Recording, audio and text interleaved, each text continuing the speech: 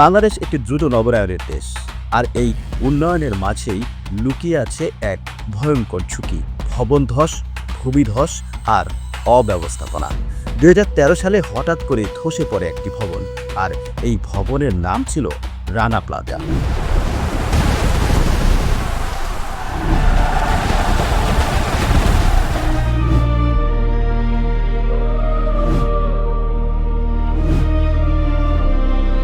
হাজারো মানুষ আহত, আর অনেকেই ফিরেই আসতে পারেনি এই ভবনের ধ্বংসস্তূপের নিচ থেকে। তোমরা কি জানো এই বিপর্যয়গুলো আগে শনাক্ত করা যেত? মানে কি? যদি প্রযুক্তি আর এআই ঠিকভাবে ব্যবহার করা হতো, তাহলে অনেক প্রাণ বাঁচানো যেত। প্রথম প্রযুক্তি এআই স্ট্রাকচারাল মনিটরিং।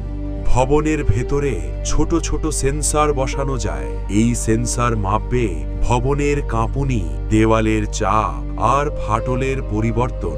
এআই এই তথ্য বিশ্লেষণ করে বুঝতে পারে ভবনটি বিপজ্জনক হয়ে উঠছে কিনা। মানে ভূমিধস নামার আগেই সতর্কতা? ঠিক তাই। এআই মোবাইলে সতর্কবার্তা পাঠাতে পারে, এই ভবন খালি করুন। দ্বিতীয় প্রযুক্তি এআই স্যাটেলাইট মনিটরিং। স্যাটেলাইট এবং ড্রোন ব্যবহার করে পুরো শহরের ভবন স্ক্যান করা যায়। এআই বুঝতে পারে কোথায় মাটি বসে যাচ্ছে, কোথায় ভবন হেলে পড়ছে, আর কোথায় অবৈধ তলা যোগ হয়েছে। বাংলাদেশে তো অনেক ভবন অনুমতি ছাড়াই তৈরি হয়। ঠিক তাই, এআই সেই ভবনগুলো দ্রুত শনাক্ত করতে পারে।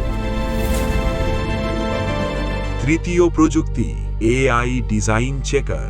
ভবন নির্মাণের আগেই এআই পরীক্ষা করতে পারে নকশা নিরাপদ কিনা, মাটির শক্তি কত, আর কত তলা নিরাপদ।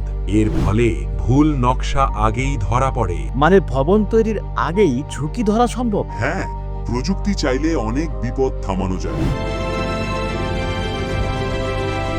ভাবো, একটি স্মার্ট বাংলাদেশ। প্রতিটি বড় ভবনে সেন্সর থাকবে, এআই নকশা যাচাই করবে, ড্রোন নিয়মিত ভবন পরীক্ষা করবে, আর বিপদের আগেই মানুষ সতর্ক বার্তা পাবে। তাহলে তো রানা প্লাজার মতো দুর্ঘটনাও কমে যাবে। অনেকটাই কমে যাবে।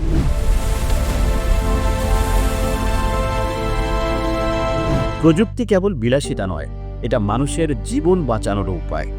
প্রশ্ন শুধু একটাই: আমরা কি প্রযুক্তিকে ব্যবহার করব, নাকি অপেক্ষা করব আরেকটি রানা প্লাজার? AI can save lives.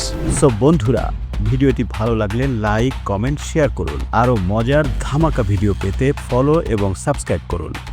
সামনে আসছে আরও ইনফরমেটিভ, আরও দুর্দান্ত ভিডিও।